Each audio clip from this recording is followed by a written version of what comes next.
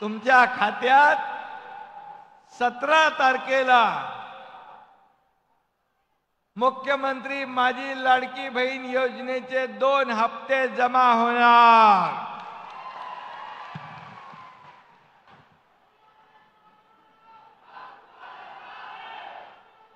असाच मी यायला मला उशीर झाला, इकडे रस्त्याला बघत होतो, सगळे लाडके भाऊ रस्त्यामध्ये स्वागताला उभे होते। पाऊस पण स्वागताला आला, पाऊस पण पाहिजे ना आपल्याला। आणि म्हणून साधू संत येती घरा तोची दिवाळी दसरा असं आपण म्हणतो। माझ्यासाठी माझ्या माय बहिणी येती घरा तोची दिवाळी दसरा। आणि म्हणून मी आपल्या सगळ्या बहिणींना वंदन करतो, सगळ्यांना नमस्कार करतो। सगळ्यात इथं सर्वच जण उपस्थित आहेत, त्यांची नावं घेतली मी। आपले डॉक्टर तुळशीराम गावित कुठे गेले? तब्येत चांगली आहे ना तुमची? एकदम छान तब्येत राहू द्या, या सगळ्यांचे आशीर्वाद तुमच्या बरोबर आहे। आणि आता मला एक सख्खी बहीण होती आहे। मी आता कोणी मला विचारलं की मी सांगतो आता माझी सख्खी बहीण एक नाही, या राज्यातल्या लाखो करोडो बहिणी माझ्या सख्ख्या बहिणी आहेत।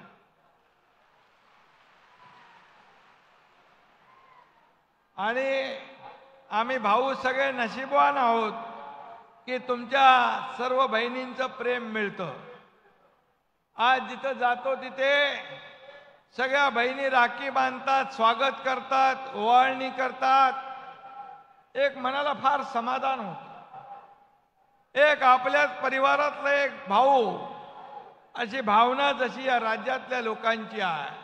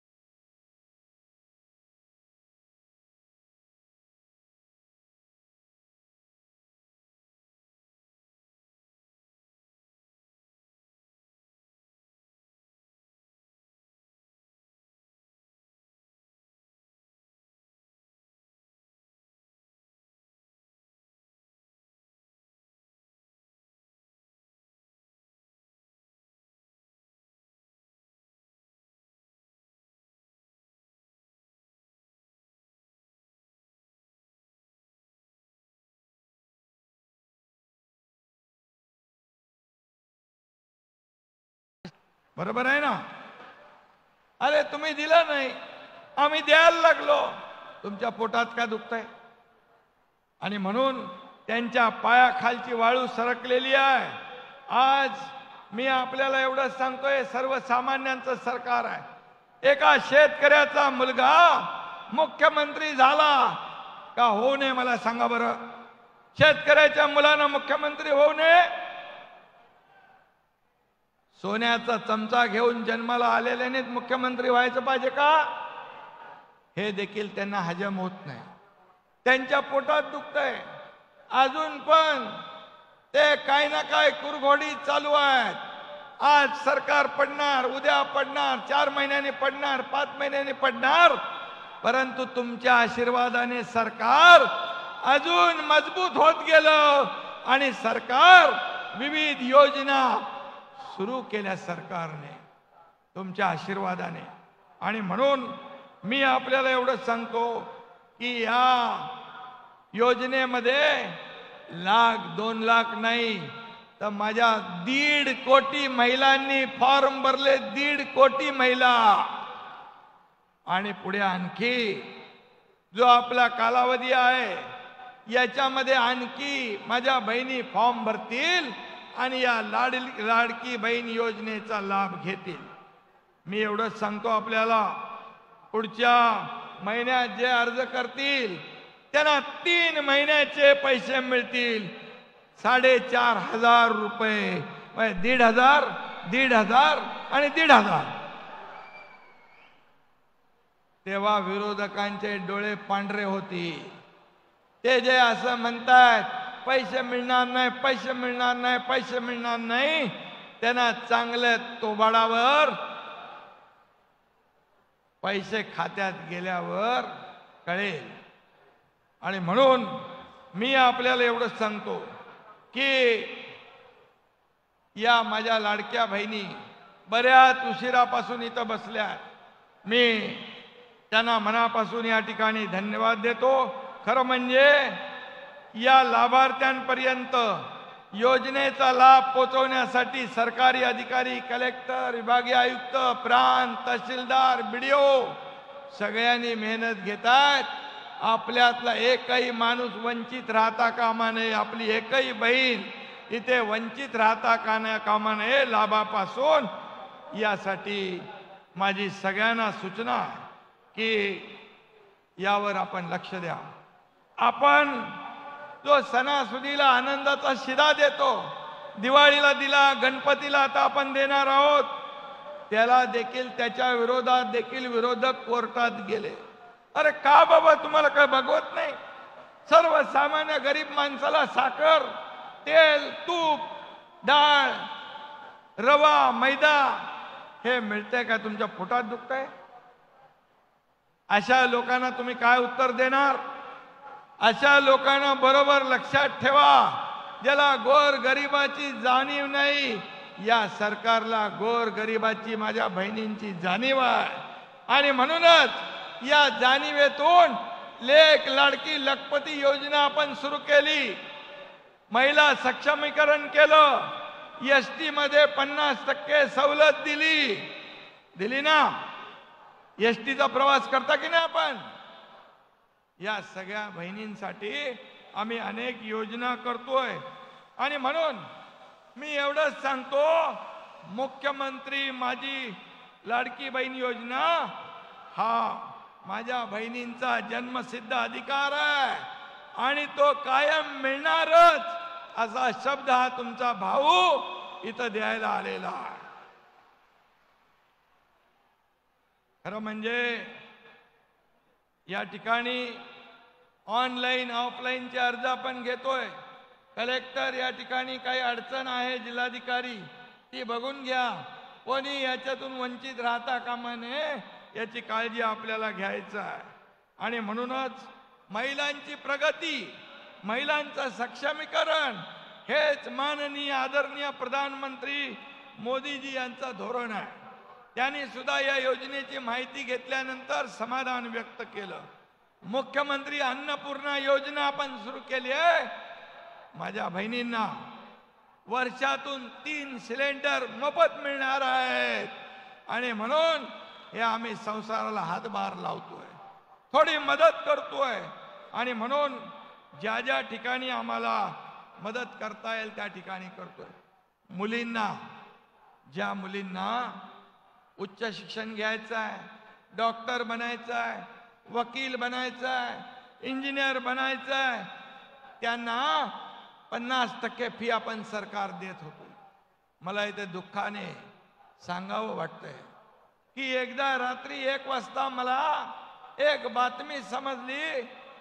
एक मुलगी 50% फी सरकार भरत होतं, 50% फी पालकांनी भरायची असते, पण 50% पालक भरू शकले नाही, म्हणून त्या मुलीने आत्महत्या केली. दुर्दैवाने ही घटना घडली. मी त्याच दिवशी रात्री 1:30-1:45 वाजता उच्च शिक्षण मंत्री चंद्रकांत पाटील यांना फोन केला आणि मी सांगितलं, सरकार काय कामाचं आहे. सरकार लोकांचा जीव वाचवण्यासाठी काम केलं पाहिजे, म्हणून ज्या मुलींना उच्च शिक्षण घ्यायचंय त्यांची 100% फी मोफत करून टाका. आणि तो पण आपण निर्णय घेतला. तोही निर्णय माझ्या बहिणींनो आपण घेतला. आज आपण महिलांना देवी समान मानतो. इकडे आपण त्यांचं पूजन केलंय, त्यांना दुर्गा, लक्ष्मी, सरस्वती म्हणतो. फक्त फोटोत पूजा करून उपयोग नाही, त्यांना प्रत्यक्ष आणि डायरेक्ट मदत केली पाहिजे. म्हणून आपण ही योजना आणतोय.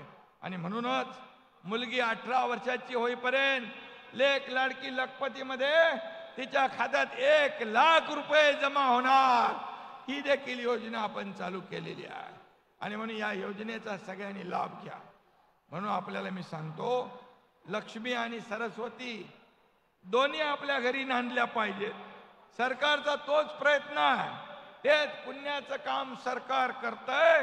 आणि म्हणून मुलगी शिकली, प्रगती झाली हे आपल्याला माहीत होतं, परंतु आता आपण अभिमानाने सांगू शकतो, मुलगी शिकली आणि जावयाची सुद्धा प्रगती झाली. कारण आपण त्या मुलीसाठी योजना करतोय, कारण ती तिच्या पायावर, स्वतःच्या पायावर उभी राहण्याची ताकद आपलं सरकार तिला देत आहे. आणि म्हणून मी आपल्याला खूप मनापासून धन्यवाद देतो. केंद्र सरकारने देखील लखपती दीदी योजना सुरू केली. 25 लाख लखपती दीदी आपण तयार करतोय. महिलांना पिंक रिक्षा देतोय आपण. 2.5 लाख महिला स्वयंसहायता म्हणजे बचत गट समूहांना कर्ज आपण दिलेलं आहे. पुण्यश्लोक अहिल्यादेवी होळकर महिला स्टार्टअप योजना आपण सुरू केली.